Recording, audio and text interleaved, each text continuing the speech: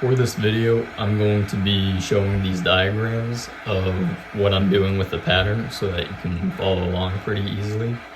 What I'm starting off with, what I'm going to forge weld first, is just 2 billets. They'll be exactly the same of 8 layers, and I'm only going to show making one of them because they're the same.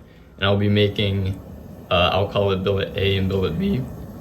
I'll show making billet A, and the only difference between them, the reason I need the 2, is that I'm going to be creating like a gradient effect within the pattern. So for billet A, it won't be compressed, like it will be a little thicker. So they're the same number of layers. I could have also done more layers here, but they're the same layers, and billet A will be thicker, so the pattern will be looser. Billet B is going to be compressed a little thinner, making the pattern a little tighter. Now each of those are going to get cut up 4 times so that I can restack it like this now. So once, like what's going on in the video is I'm just getting the bar ready, and you'll see it's getting cut up into 4 pieces. Now for billet A, all 4 of those pieces are going into the center of the stack. And then billet B, 2 layers are going on top, 2 layers on the bottom. That's what I just put in the vise right now to get welded together. Forge welded, it's gonna look like this.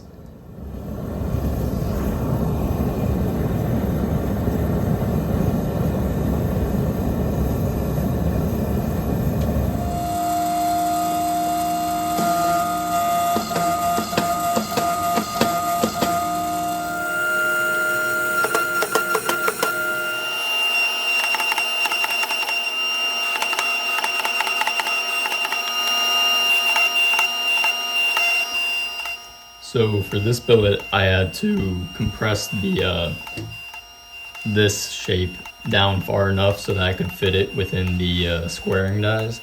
And then what the squaring dies are doing is crushing in the corners a little bit, and then I'll end up re-flattening it along like this way.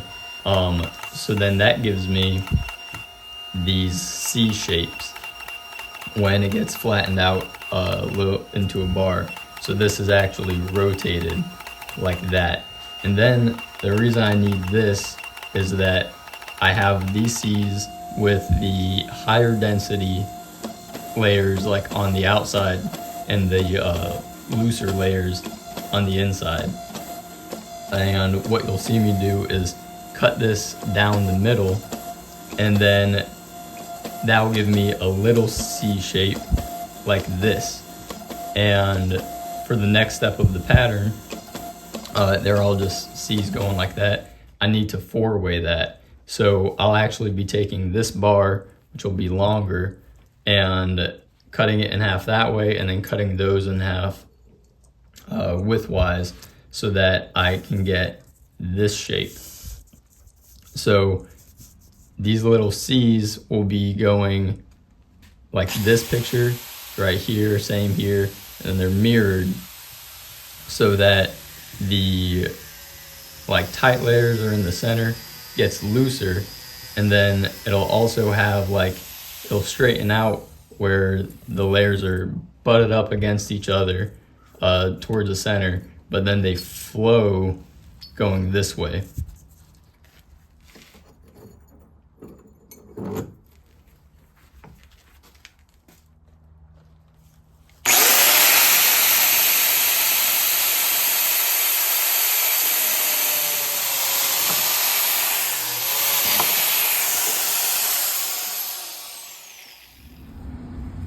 So this is the original orientation of the billet, and then it's cut up. So it's kind of difficult to see, but you can see how this is how the pattern looked on both pieces. And then what I'll be doing is each of these are getting mirrored so that they go away from each other, and then these get stacked into a four-way to produce a pretty cool pattern where these edges match up into like a flowy kind of thing, and then in the center they're going to be straight up against each other.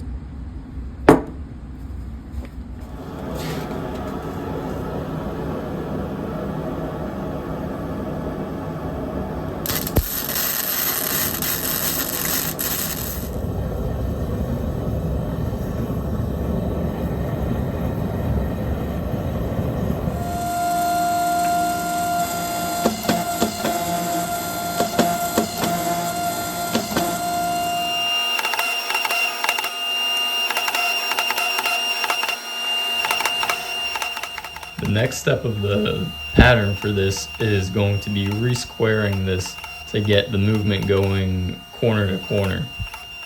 So for this transformation to get the crushedness, it was only partially re-squared and then flattened back in the same orientation. Where this time I'll be doing the same thing with the squaring dies, crushing in the corners, but it will be fully re-squared in the same orientation so that now the sides are the new corners and all movement flows that way. What that will let me do is do ×4, cut this up. It will be a bar cut up into 4 pieces, and then that can be 4-wayed into the start of the flower shape.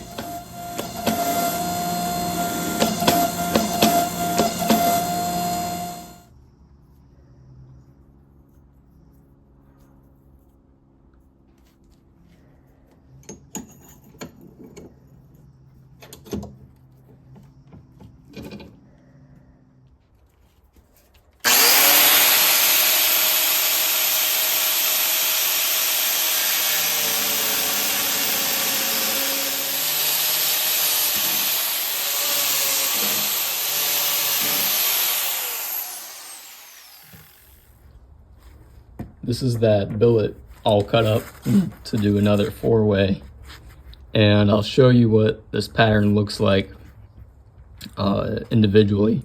So this is it. You can kind of see these almost look like petal lobes or something, and all the movement is now running corner to corner.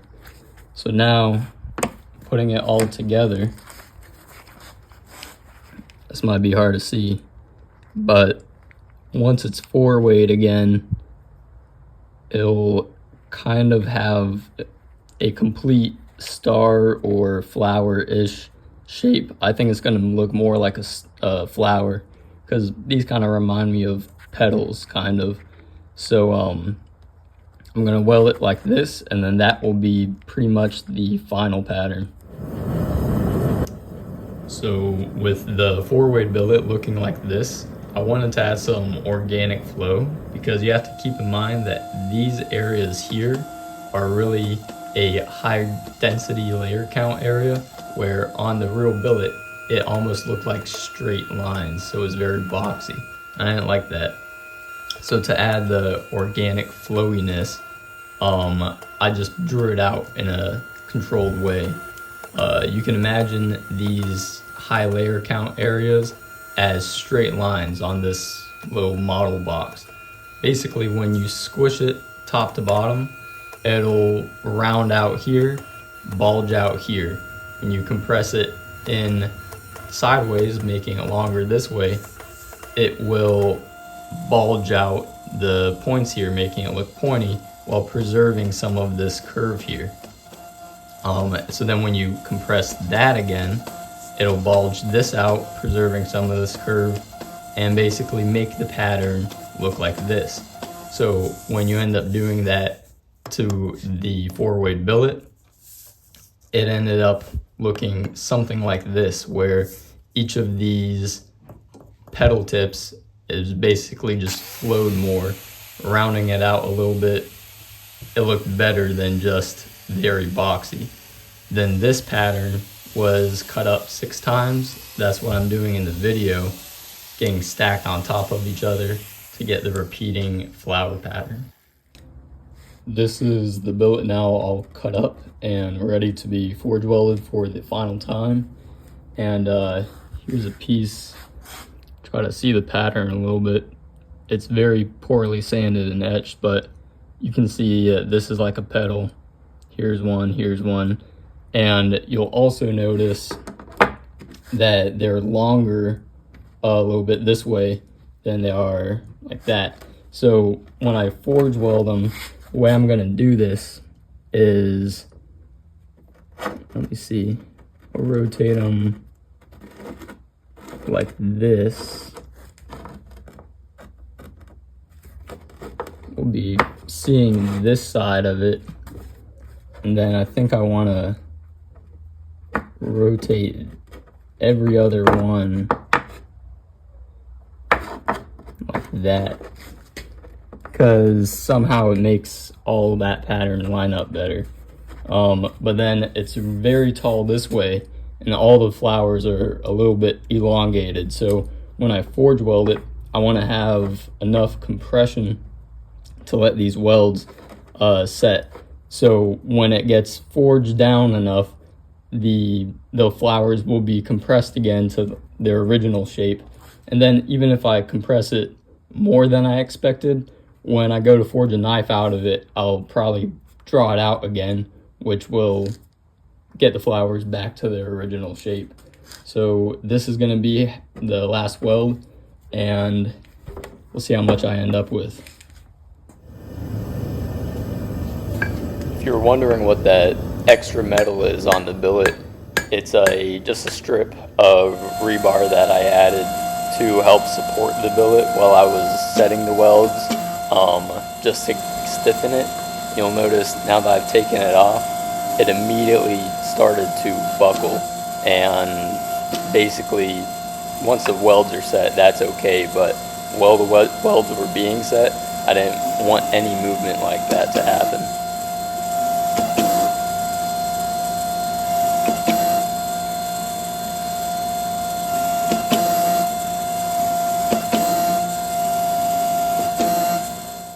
So here it is, the final billet.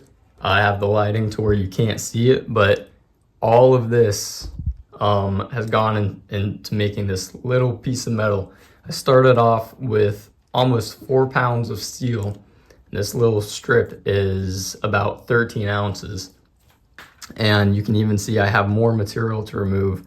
There's areas here where like that's some flux core metal that I still need to grind out, and pretty much at all the corners and some of the faces where I put that weld, there's little cracks. You can see like this light area here and this little there. It's not a crack, it's a cold shut where due to the weld it just didn't